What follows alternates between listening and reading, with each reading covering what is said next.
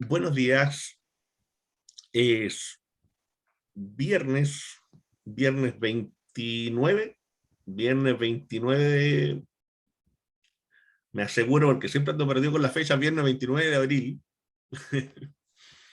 y estamos analizando la semana política en Crónica Digital, con Juan Andrés Lagos, periodista, integrante de la Comisión Política del Partido Comunista. ¿Cómo estás, Juan Andrés? Buenos días. Hola Omar, muy buenos días. Aquí estamos, Aquí estamos, aquí mira, estamos, yo, aquí estamos, al pie del cañón, como siempre, pues. aquí estamos, Eh, sí.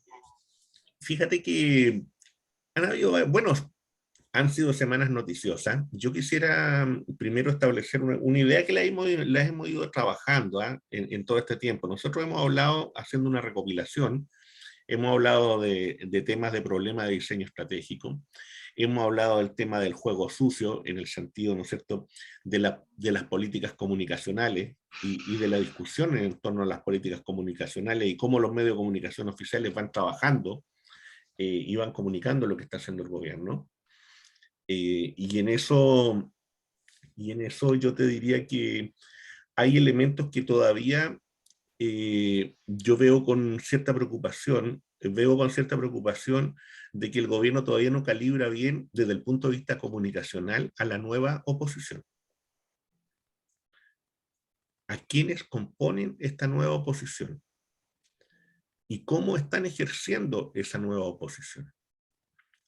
Eh, ¿Qué sentidos comunes están intentando instalar? Yo creo que ahí hay un tema que hay desde mi perspectiva, el gobierno y los sectores los partidos que están en apoyo del gobierno, tienen que, bueno, afinarse un poco más en eso. Yo creo que han habido temas importantes. Este testeo al gobierno, que es la movilización de los camioneros,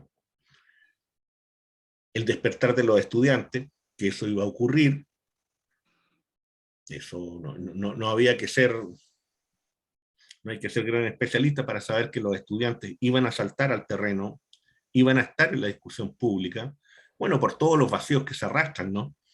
Por la inversión que no se ha hecho, porque hubo 4 años de gobierno de Piñera en donde el tema de la educación estuvo semi abandonado, con una gestión pésima. Entonces, y eso hoy día está rebotando, y está rebotando fuerte.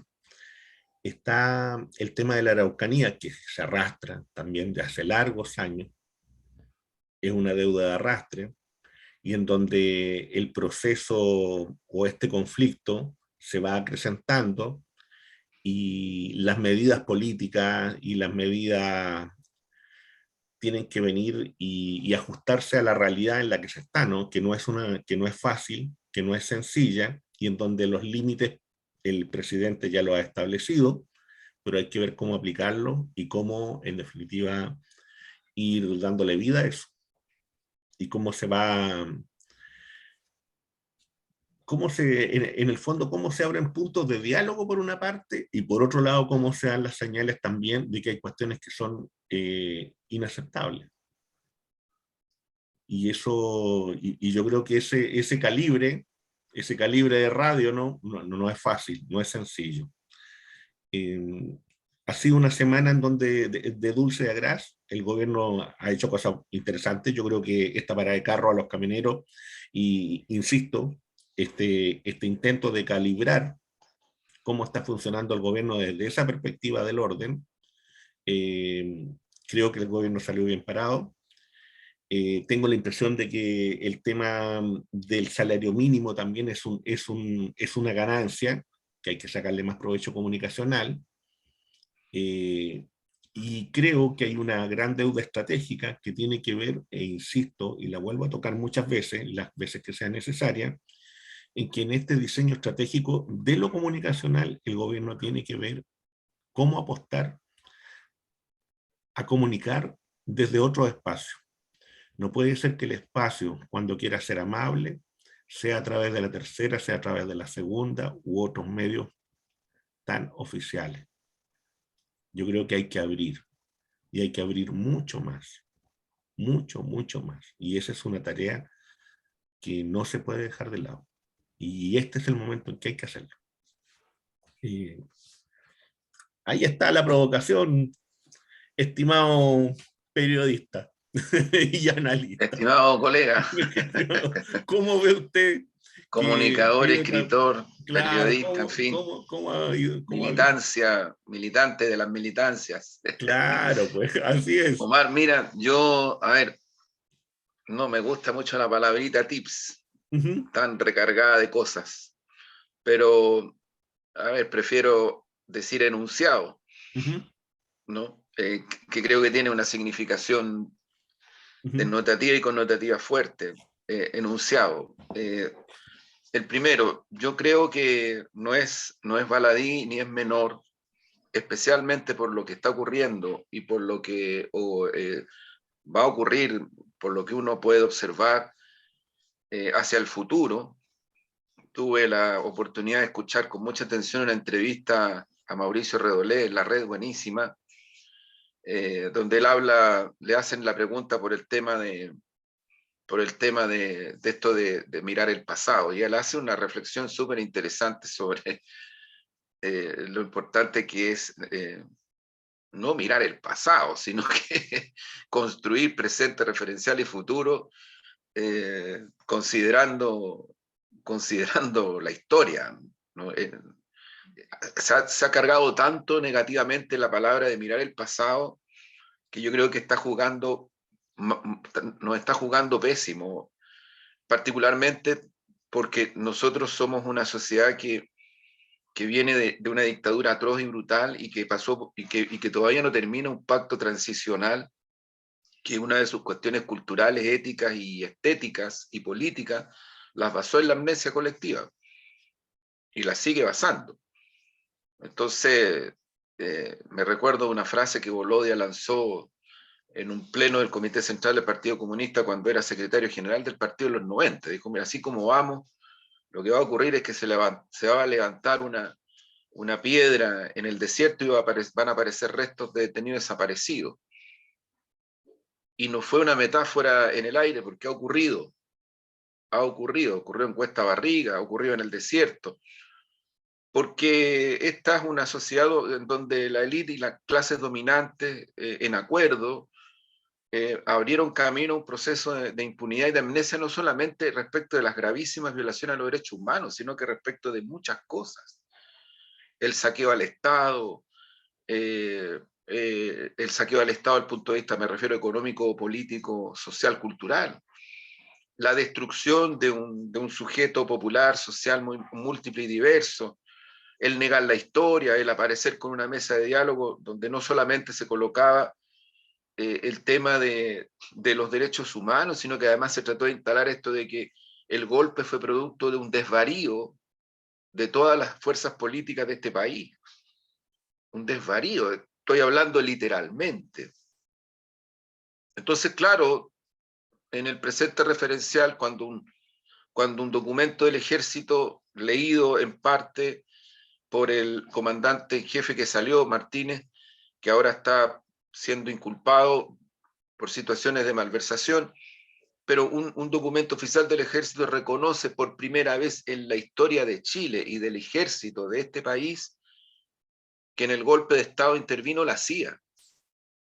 Todos sabíamos, el Departamento de Estado del Congreso norteamericano hizo investigaciones sobre eso, pero aquí mirando para el techo como si fuera una cuestión, es un poco parecido a lo que pasa en Italia todavía con la clase política, que cuando se habla de las mafias, y todos saben que en Italia las mafias siguen controlando una buena parte del poder financiero, económico, religioso, en fin. Son esas cosas que tienen las sociedades que cuesta asumirlas, y cuando se asumen, a veces producen quiebres tremendos. Pero mira, el primer enunciado, a propósito de esto, yo creo que tenemos que hacer el esfuerzo por asumir, y no es, insisto, una cuestión menor, por asumir de que la crisis del capitalismo salvaje en su versión especulativa financiera, controlada por el FMI, por las corporaciones, por las transnacionales, que ya con ese discurso preclaro Allende vaticinó en su discurso de las Naciones Unidas, ¿no? Cuando advierte de lo que venía, esa crisis que venía antes de la pandemia, antes ya había muchos indicadores, ya había muchas alertas, ya en los países centrales se empezaron a adoptar cambios más o menos radicales desde el punto de vista de política macroeconómica y política económica transnacional, en fin, las corporaciones también. Bueno, eso se ha agudizado fuertemente. Y eso se ha agudizado fuertemente en el contexto de una pandemia planetaria que no pasa, que se debilita en algunos aspectos, en otros no, pero que sigue afectando severamente a la humanidad. Y eso pasa con una crisis medioambiental que la estamos viendo todos los días. Una crisis medioambiental que no tiene solo que ver con que si cae o no más agua.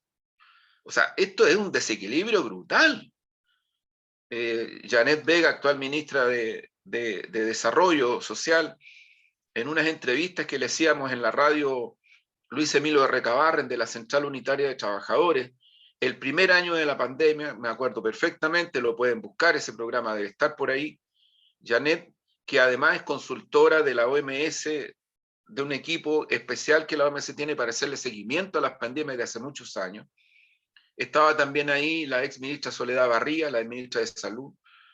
Pero Janet ahí en ese programa advertía, decía, mira, esta pandemia es una pandemia más o menos predecible por la ciencia y van a venir otras.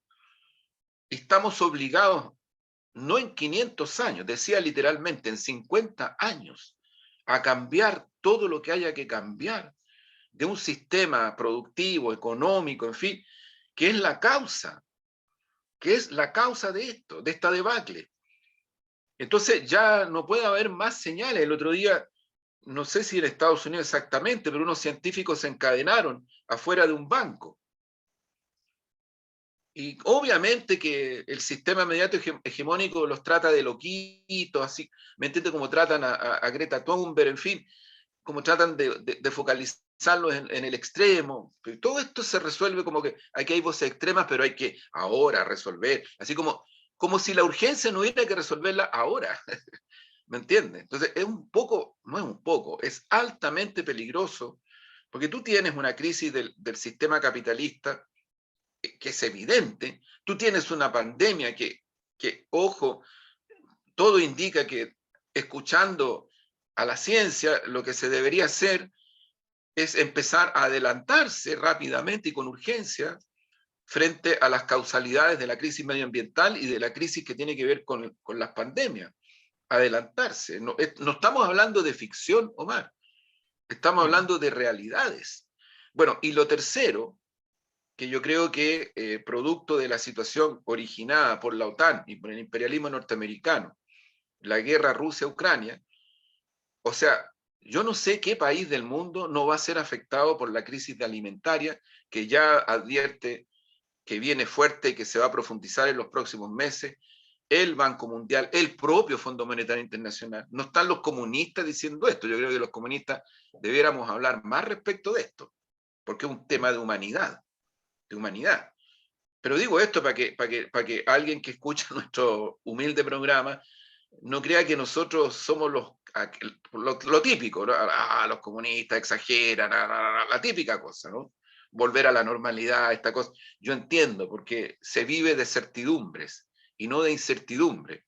La fenomenología aporta mucho a la psicología social, a la psicología política, a la psicología clínica respecto de estos temas que estoy hablando, de la incertidumbre a la certidumbre, y que operan mucho los aparatos de propaganda de la derecha y del imperialismo norteamericano para generar situaciones como han generado en Brasil, en Chile, en Argentina, en fin, estoy pensando en Macri, Bolsonaro, en fin, y aquí en Chile también, Kast. Bueno, pero digo esto porque creo que es un tema efectivo y real de urgencia. O sea, la crisis de alimentos, no solo la crisis de los precios, sino la crisis de alimentos, la crisis de cuestiones tan esenciales como el gas y el petróleo, la crisis que tiene que ver con esta inflación galopante que ya yo siento que en este país son muy pocas y pocos los que se atreven a decir de que los retiros son la causa principal de la inflación. O sea, yo creo que ya eso se ha ido despejando sobre la realidad misma. Entonces, creo que no somos una excepción, no somos una isla. Todas estas cosas en un país tan dependiente y subordinado de la economía transnacional y particularmente de la economía norteamericana, y parece que es medio cierto lo que dijo Mochati a su estilo, pero lo dijo ya, de que el gobierno norteamericano está pidiéndole a Chile y a su gobierno que no miren tanto y no hagan tanta sociedad con China. Eso lo dijo en un comentario hace una semana atrás y que yo sepa nadie lo ha desmentido, ¿no? Yo, por cierto, que no concuerdo con muchas cosas de las que dice Mochati, pero uno escucha opiniones diversas y distintas y obviamente eso es parte de la construcción del conocimiento social, ¿no? Y el debate, obviamente, pluralismo, cosa que no hay en Chile porque no hay, en un concepto democrático de construcción del conocimiento social es fundamental. Entonces están pasando cosas muy de fondo en el presente que tienen que ver con estas cuestiones. Ese es el primer enunciado que quería hacer, Omar. ¿Por qué? Porque yo creo que eso, el correlato de eso, necesariamente es adelantarnos en todo. Los tiempos históricos son los que son. Y yo creo que ese concepto ha sido totalmente superado en la práctica, producto de estas cosas y cómo inciden en Chile. Estoy muy de acuerdo contigo. Lo que se heredó del periodo de Piñera es muy profundo y yo creo que nosotras y nosotros no hemos sido tan enfáticos, no para echarle la culpa de todo, sino que para decir, mire, esto es lo que pasó en ese gobierno.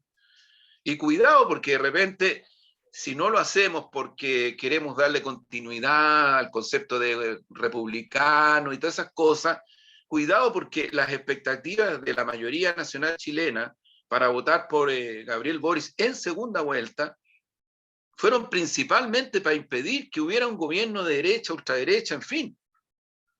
Eso es. Y yo ahí, paréntesis, me permito sugerirle a nuestra telemática audiencia el discurso de Macron en la noche cuando habla en el campo Eliseo, cuando ya sabe que es el gran triunfador. Por cierto. Con una derecha que saca una votación histórica, nunca la había sacado a ese porcentaje, particularmente la derecha de Le Pen, o sea, la ultraderecha. La ultraderecha que es la que se identifica con los fascistas de Ucrania, los que han producido masacres. Y ahí el eurocentrismo mira para el techo. Mira para el techo, como que no existiera en ese cuadro. Y más todavía, yo creo que quienes hoy día encabezan Naciones Unidas también miran para el techo respecto a esa situación. Bueno, con una ultraderecha francesa que además crece en sectores obreros y obreras en votación, Macron, para mi gusto, que al cual yo tengo absolutas diferencias, para mí la izquierda francesa también va para arriba y así como van, yo creo que ojalá, y puede ser muy, muy, muy así, Mélenchon puede ser el futuro presidente de Francia, ¿no? Porque van en esa dirección, si se unen y construyen, van en esa dirección. Pero ¿qué rescato de Macron? Rescato para nosotros. Que Macron le dice a quienes votaron por él, yo sé, dice, que muchos y muchas de ustedes no votaron por mí, votaron para parar a la ultraderecha. Y yo siento de que aquí ha faltado no solo un poco más de humildad, sino que también de realidad, para asumir de que el votante de segunda vuelta, con toda su diversidad, lo hemos dicho otras veces, 60% votante Parisi vota por Gabriel Boric, el votante orgánico de la concertación, que está bastante disminuido, vota por Gabriel Boric, pero hay votante que no había votado, que sí había votado en el plebiscito de primeras de salida, y que vota por Gabriel Boric y que se refleja, por ejemplo, en la votación de Fabiola Campillay en la región metropolitana, 404, 405 mil votos, casi medio millón de votos, a una mujer que fue sola sin pacto, sin partido. Entonces, yo digo, lo de Macron a mí me impactó, porque creo que mostró una expresión de algo que es básico en la política. Tú puedes armar relatos y relatos, como se dice ahora, relatos, pero cuidado, comparto con Freddy Stock. Y ahí viene el otro enunciado que quiero hacer.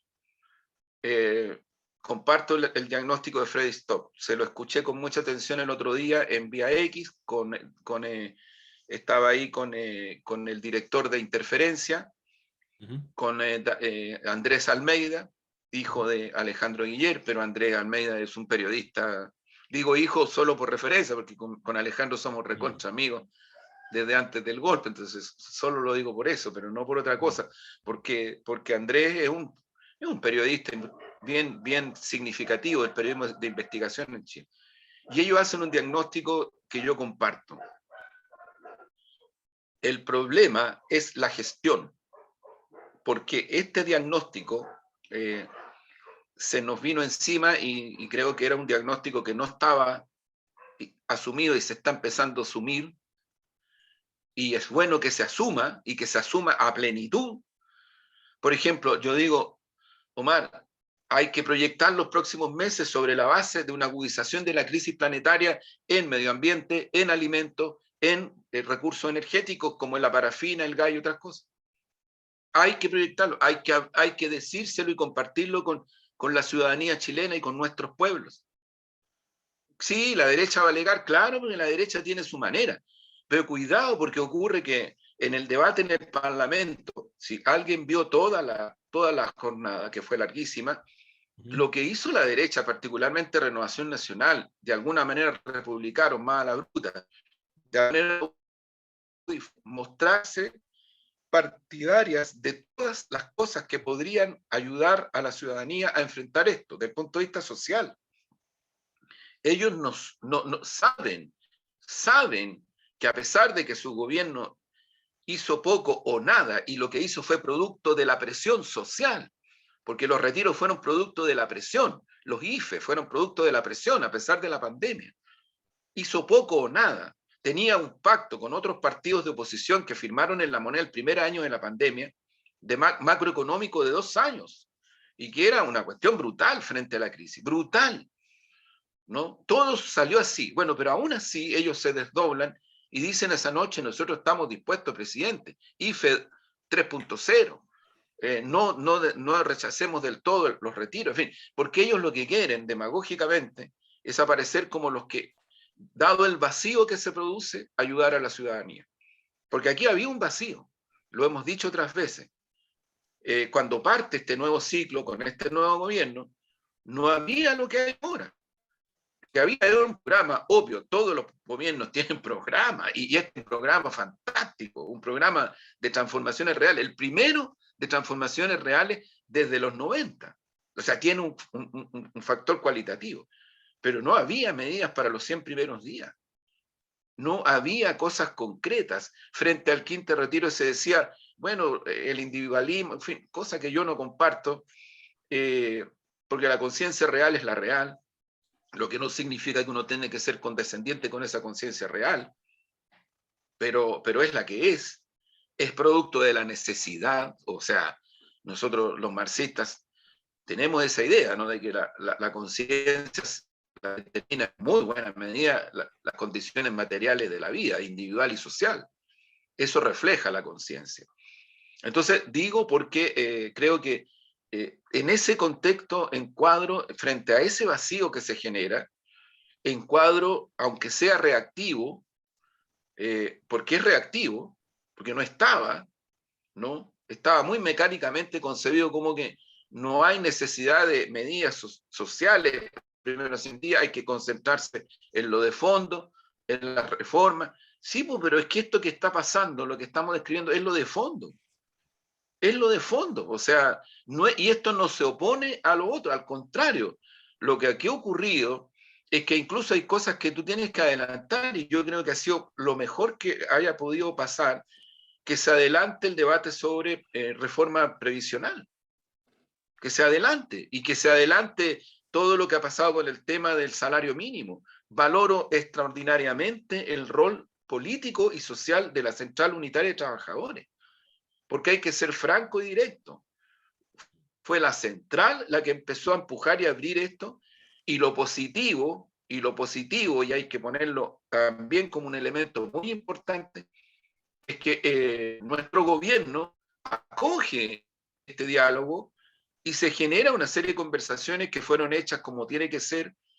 Ojo, como José Martí decía, hay cosas que hay que hacerlas en la reserva, porque los trascendidos siempre tienen direccionalidad, siempre, siempre. No hay ningún trascendido que no tenga direccionalidad, que busca intencionar. No hay uno. No, ninguna información, además, es neutral. Siempre tiene el factor de direccionalidad y de incidencia.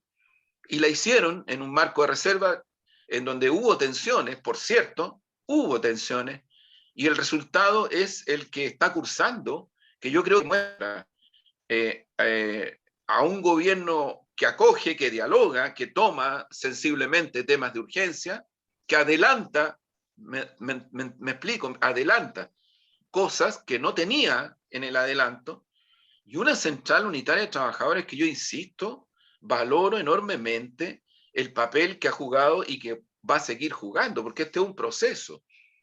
La central lo que ha dicho es que este es un punto de partida.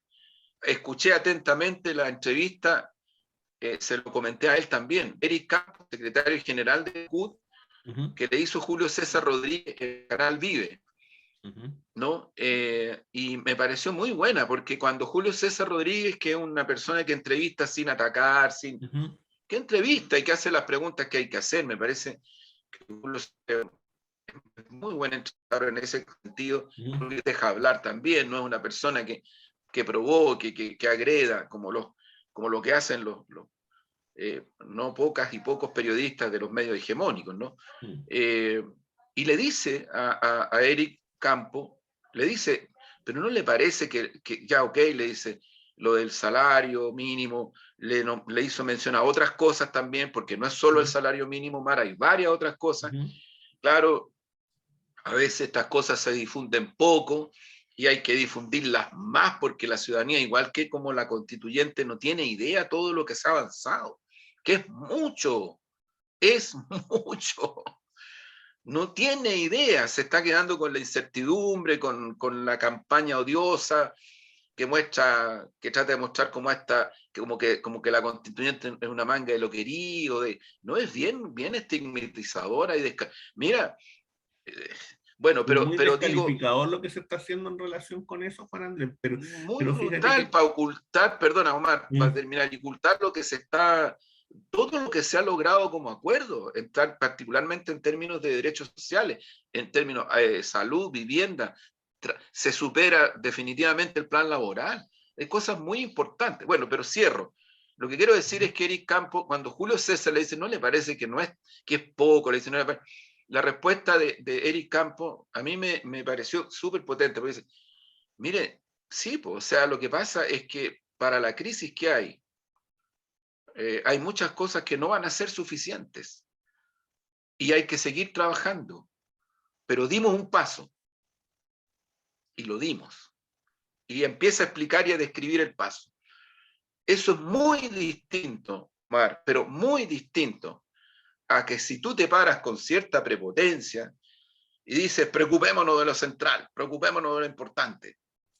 Es muy distinto, porque yo no creo, francamente, sacando a lo espurio que es el planteamiento y la acción de la derecha y la ultraderecha y del gran empresariado de este país en este aspecto, yo no creo que la ciudadanía de este país esté inventando que la está pasando muy re mal. Entonces tú a una persona y a una familia no le puedes decir, ni siquiera mínimamente, oiga, ¿sabe qué? Mire, aguántese porque aquí viene lo principal y van a haber meses. No, creo que el planteo que hace Eric, que hace la CUT en este aspecto, que está también ahora en la lógica gubernamental, me parece sustancial. Y creo que por ahí se deberían apuntar las cosas. Juan Andrés, mira, fíjate que en esto que tú comentas, hay elementos que son, que llaman la atención. Se va a desarrollar en junio la Cumbre de las Américas. En esta cumbre de las Américas ya se sabe, ¿cierto?, que se va a hacer en la ciudad de Los Ángeles. Eh, Está excluida Cuba, Venezuela, Nicaragua. Eh, el gobierno de Chile, a través de la ministra Urrejola, ¿cierto?, establece más o menos los elementos que va a ir a presentar el presidente Boric en esta cumbre. Medio ambiente, algunos temas de gobernabilidad, por cierto, el tema de derechos humanos y que lo mira desde la perspectiva migratoria a partir de la situación de Venezuela. Eh, Cuestión que a mí me parece un poco, no extraña, no extraña, porque el presidente Boric ha sido más o menos claro en su postura frente a Venezuela, frente a Nicaragua, cuestión que muchos sectores de su propia alianza no lo comparten, pero bueno, pero él es el presidente, está bien. Pero sin embargo, a mí me parece que hay una situación que es delicada, que es tratar de hablar de un país cuando a ese país no se le invita, ni se le da la oportunidad de poder expresar, ¿no es cierto?, políticamente y con datos, lo que está ocurriendo ahí. Y por tanto se escucha una voz unilateral, un relato unidimensional. Y yo tengo la impresión de que una de las situaciones más graves que ha venido afectando a la ciudadanía desde el punto de vista de las comunicaciones es la generación de relatos unilaterales. Y eso lo estamos viendo con el caso de Venezuela, con el caso de Nicaragua, con el caso de Cuba, con el caso del conflicto en Rusia y con otras cosas también. Por cierto, en cómo se enfrenta la situación con la Araucanía. Por cierto, frente al tema, ¿no es cierto?, de la violencia. Por cierto, frente al tema del orden. Como si aquí no hubiera habido gobierno de derecha. Como si aquí no hubiera existido una tremenda crisis de las instituciones del orden. Y esa tremenda crisis tiene que ver con desfalco y tiene que ver también con uso indebido de la fuerza y tiene que ver también con tortura y tiene que ver también con mutilaciones. Y eso como herencia de acción política.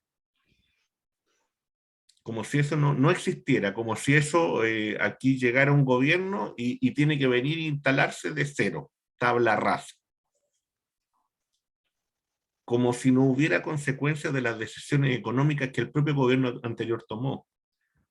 Como si no hubiera consecuencia también frente a otro tipo de temas que hoy día nos está afectando, insisto, con el tema educacional.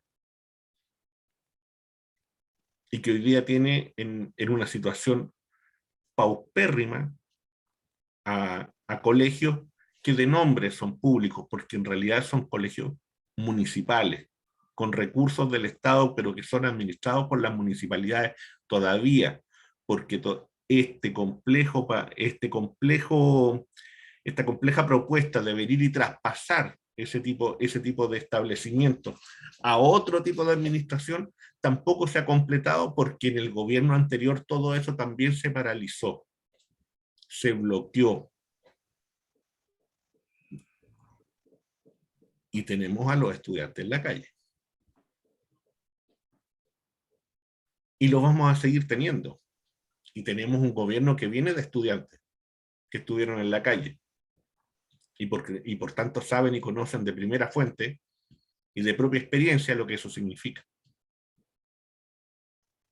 A mí me parece que hay situaciones que tú abordas aquí que son de temas que están afectando a la realidad, que no están completamente establecidas para la ciudadanía. A mí me parece que esta crisis internacional, con todo el impacto que tiene, no se ha explicado con toda la profundidad y con todo lo que significa. Se habla del efecto, del precio de la benzina, del precio de la parafina, del precio del aceite, pero no se hace hincapié en el daño que significa para países como nosotros, que Estados Unidos y que países europeos estén entregando armas al ejército ucraniano y prolongar una guerra innecesaria. De eso no se habla. Y de el costo que van a pagar los países más pobres, los países que tienen sus economías más sensibles, como el nuestro, por cierto. Yo creo que ahí siento yo que falta por parte del propio gobierno también tener una voz más clara, más coherente también, con lo que está ocurriendo a nivel internacional, con lo que está ocurriendo a nivel regional, y porque tú no puedes instalar una relación internacional a partir de la censura y a partir del hecho del veto, no porque tú lo organizas en tu país. Y eso es grave. Y que un país como el nuestro venga y no diga nada frente a eso, simplemente vamos alegremente y vamos a hablar del medio ambiente y vamos a hablar de esto y vamos a hablar del otro, que en nuestra agendita me parece delicado. Juan Andrés, ¿cómo ves tú Sí, esta situación? mira, bueno, hemos hablado del cuadro mundial y el Uh cuadro -huh, regional. Yo creo que hay un retroceso inmenso. O sea, si uno compara la CELAC en Chile, Santiago de Chile, presidente Sebastián Piñera, y presidente pro tempore de la CELAC, Sebastián Piñera, yo vuelvo a decirlo, primer gobierno de Piñera, no de la concertación, no la nueva mayoría, era el gobierno de derecha, con un gobierno norteamericano encabezado por Obama, que participa en esa CELAC. O sea, participó no en la CELAC propiamente, porque la CELAC no incluye a Estados Unidos ni Canadá, uh -huh, porque es el concepto de región. uh -huh. Pero en esta reunión participaron representaciones norteamericanas, estuvo Angela Merkel, en fin, estuvo Raúl Castro, presidente de Cuba en ese momento, y luego se produce el cambio de presidencia pro tempore en La Habana, y ahí se consolida este concepto que no es un concepto abstracto. Mira lo que está pasando en el mundo. Cuando se declara, hay que mirar lo que significa eso desde el punto de vista del derecho internacional, desde el punto de vista de la política multinacional, de la política bilateral. Cuando se declara a nuestro continente por parte de CELAC y los integrantes de CELAC, zona de paz. Zona de paz. Porque eso implica una serie de mecanismos desde el punto de vista de evitar conflictos bilaterales o multinacionales, rechazar las intervenciones militaristas, cosa que yo digo, bueno, Estados Unidos y la OTAN ahora tiene bases militares, está hace rato en nuestro continente y tiene incluso bases militares con nombre y apellido OTAN en Colombia. Sí. Entonces no estamos hablando de cosas así como que en el aire, no, son cosas súper concretas.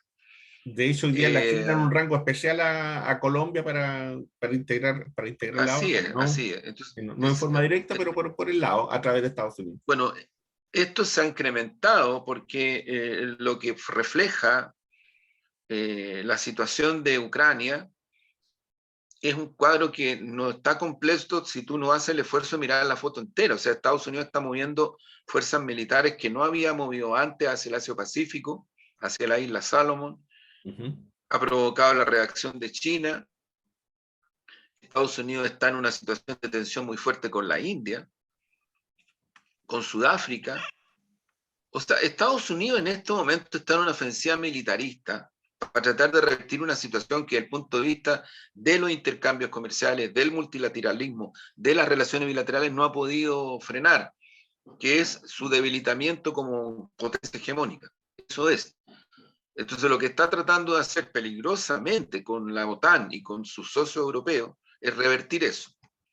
Eso es en concreto y esencialmente, y en eso está el gobierno español socialdemócrata, en eso está el gobierno francés, en eso está el gobierno italiano, en eso está el gobierno belga, en eso está el gobierno británico, en fin.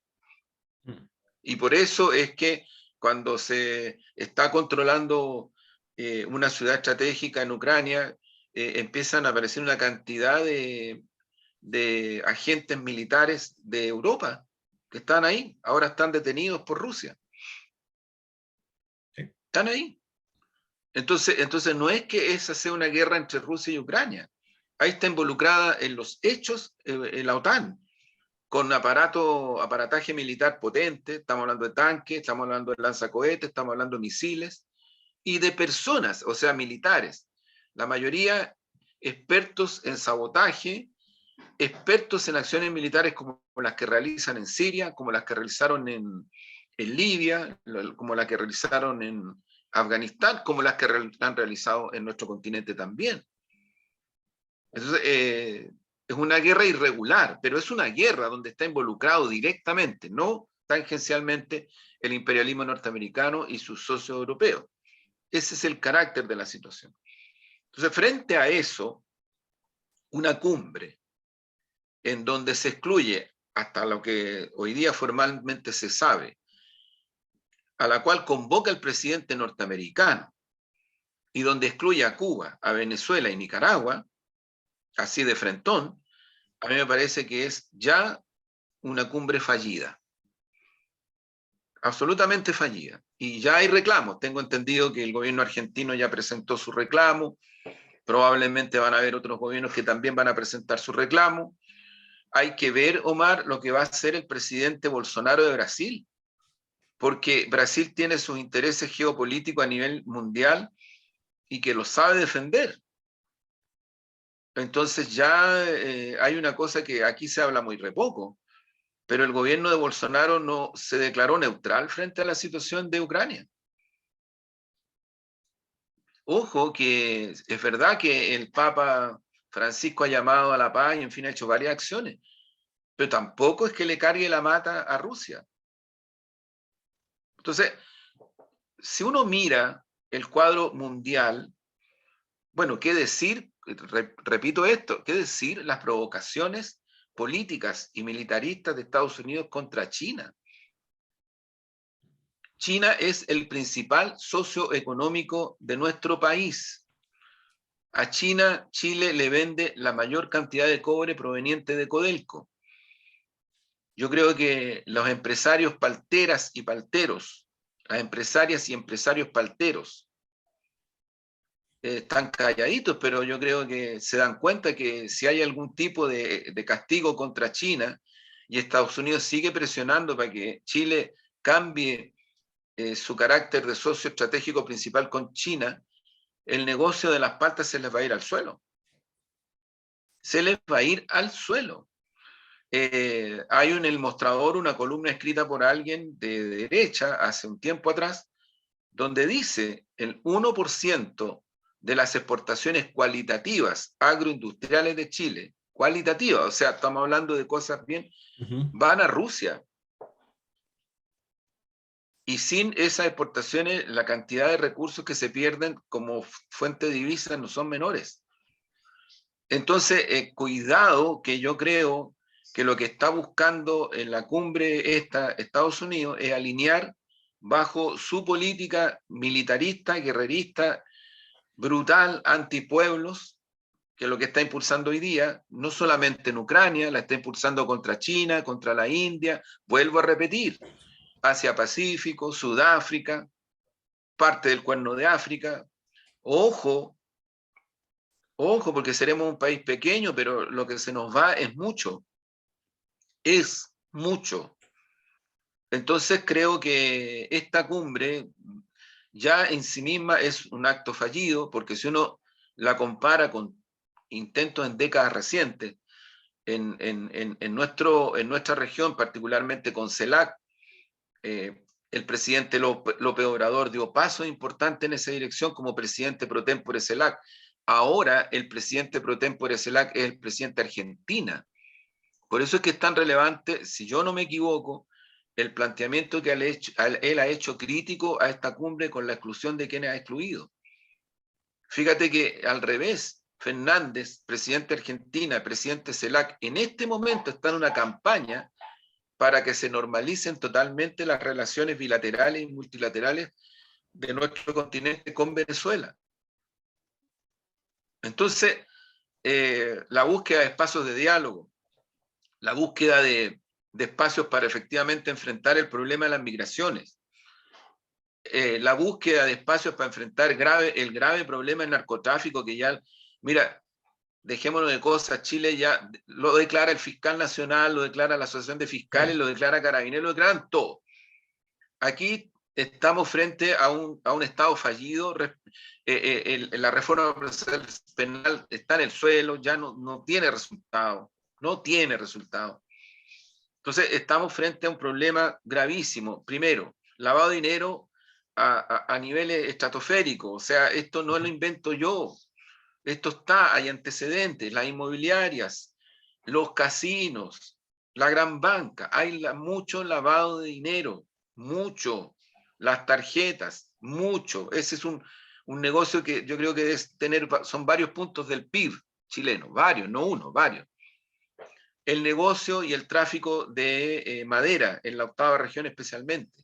Es un multimillonario negocio y todos miran para el techo, porque se sabe que efectivamente hay mafias de mucho poder económico, político y militar, porque tienen muchas armas, las que operan en la 8ª región. Agrégale que ahí hay narcotráfico, o sea, ya hay plantaciones grandes de marihuana, hay movimiento fuerte de cocaína. Entonces tú tienes este otro, el negocio de la madera, que involucra 8ª y 9ª región a lo menos. O sea, estamos hablando de cosas mayores. Y que, ojo, ¿por qué yo lo pongo como un tema que es obviamente de Chile, pero también es un tema regional? Porque mucho del traslado, cuando hago tardíamente, pero muy tardíamente, reconoce de que Chile está infiltrado por uno de los grandes carteles de México. Esto, o sea, es que no es una cuestión de película, no es Hollywood. Y Hollywood es bien experto en limpiarle la carita al narcotráfico y otras cosas más. Es bastante experto en eso. Expertas y expertos en eso. Pero lo que digo es lo siguiente, Omar. El punto de referencia es que todo ese proceso proviene de los carteles que siguen operando de Colombia y de México, que empezaron a trasladar hace muchos años su poder económico, político y militar hacia el cono sur. Y lo han logrado. Y lo han logrado. Entonces, lo más efectivo es políticas multinacionales compartidas por los países de la región para atacar estos flagelos. Lo más importante y lo más efectivo. Entonces, si tú excluyes a países que tienen harto que decir sobre esto, o sea, si tú me dices, oye, pero tú excluirías a Colombia, no, pues de un espacio de tratativas sobre esto no se le puede. Yo discrepo absolutamente del gobierno colombiano actual, de Duque, pero no se le puede excluir, pues. ¿Cómo se le va a excluir? Entonces, aquí lo que hay es un disciplinamiento altamente peligroso, pero que lo único que busca es disciplinar a nuestras naciones y a nuestros pueblos bajo la actual política imperialista que, como digo, en la cierta desesperación, porque están perdiendo el control, porque están sintiendo que, bueno, de hecho Estados Unidos hace mucho tiempo que no sentía el impacto interno de lo que está sintiendo ahora. Sí. De hecho, Biden va a cuesta abajo en la rodada, sí. claramente. Por cierto, en Europa también. También es una Europa. situación que, insisto, va a golpear en todos los sectores. Pero fíjate que hay, entre todo esto que está ocurriendo, entre todo este marasmo de cosas, de repente aparecen noticias que suenan como anecdóticas, entre comillas, pero que son bien preocupantes, como el error del CERVEL en los datos de millones de votantes que son publicados y exhibidos así. No sé, yo creo que ojalá sea un error, efectivamente. Ojalá sea un error, efectivamente. Claro. Porque la otra posibilidad es que no lo sea y que estemos frente a una operación de otro estilo y que puede ser muy peligrosa porque esto se está dando previo, ¿no es cierto?, al 4 de septiembre, donde en el fondo los chilenos, chilenas van a definir su destino para los próximos 40, 50 años. Yo creo que se ha ido, mira, hay que lanzarse con toda la campaña, con toda la amplitud, con toda la transversalidad. yo insisto, Mar, con mucha humildad lo digo, pero a nuestra telemática audiencia, pero lo que se ha ido ya aprobando es no poco, no poco. Por lo tanto, así como vamos a tener un proyecto de nueva constitución que deja atrás, por cierto, la pinochetista y deja atrás toda esta política de los consensos, esto en la medida de lo posible y todas estas cosas que han hecho tanto daño a tantas familias, a tantas generaciones de nuestro país. Entonces, yo creo que con todas las limitaciones que va a tener ese proyecto, porque no creo que vaya a satisfacer plenamente todas las demandas, no las va a satisfacer. Pero ojo, es una constitución abierta, no es un candado. De hecho, en sí misma la constitución va a tener cuestiones que la hacen susceptible de ser reformada. Esto no va a ser escrito sobre piedra y que nadie más lo va a poder modificar, al contrario, va a tener elementos que van a permitir esa modificación. Pero qué duda cabe que se va a avanzar respecto de derechos sociales, respecto de plurinacionalidad, respecto de cuestiones que tienen que ver con los derechos de las disidencias de género, respecto de cuestiones que tienen que ver con la soberanía de los pueblos de Chile respecto del cuadro internacional. Es decir, hay muchas cosas. Y creo que eso puede generar un escenario muy distinto al que tenemos hoy día, con un gobierno como este que va a poder implementar con mucho más legitimidad el proceso de reforma y el inicio de la instalación de la nueva constitución. Entonces, creo que ese es el escenario posible, necesario, pero que hay que trabajarlo, pero a como dé lugar, porque es un escenario que hay que construir. La derecha está haciendo lo suyo, el gran empresariado está haciendo lo suyo, y, y mira, a mí me parece muy importante tener... Disculpa, los amarillos están haciendo lo suyo. Sí, pues claro que sí.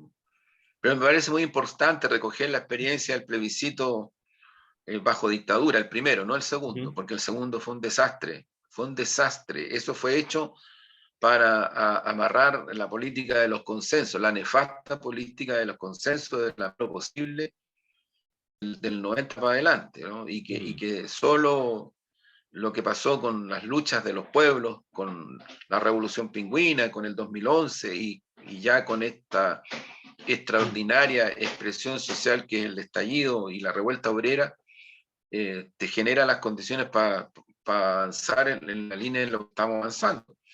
Solo eso, no hubo otra posibilidad, porque simplemente los candados estaban bien armaditos, con una pseudo democracia representativa también. Entonces digo esto porque creo que la situación política, si se puede decir algo así, está muy marcada con esta centralidad, absolutamente, no hay otra cosa más relevante que esta. Esto es lo que va a determinar. Imagínate si llegáramos a perder el plebiscito. No. Sí, pues. Imagínate si ganara el rechazo. Bueno, la situación de crisis. Bueno, yo creo Sí, que en Chile los escenarios están muy claros, ¿no? Vamos a tener que conversar un día de los posibles sí, escenarios. sí. Vamos a tener que hacer algo en relación con eso. Pero eso va a ser para otro programa. Para otro programa, muy Hoy bien. día ya estamos Estamos cerrando. terminando. Y Sí. el poema. Y por supuesto que hay poemas. Vamos haciendo un trabajo de memoria, por eso traigo un texto que se llama, que viene de mi tierra de infancia, se llama Andamios de Talca. La deslucida casa cobija los recuerdos. El sol abraza su patio y lo colma de colores. Cada puerta, ventana, nos relata la agonía, la altivez de las cenizas. Aquí la infancia duerme bajo la parronera y las ancianas encienden el brasero por la tarde. Todo comienza en el diálogo de los gallos con el horizonte y transcurre en susurro de rosario. Gracias, Omar. Gracias, bonita. Estén muy bien. Un Ya pues, abrazo. cuídense. Cuídate, Omar. Chao. Nos vemos. Un abrazo. Chao, chao. Chao.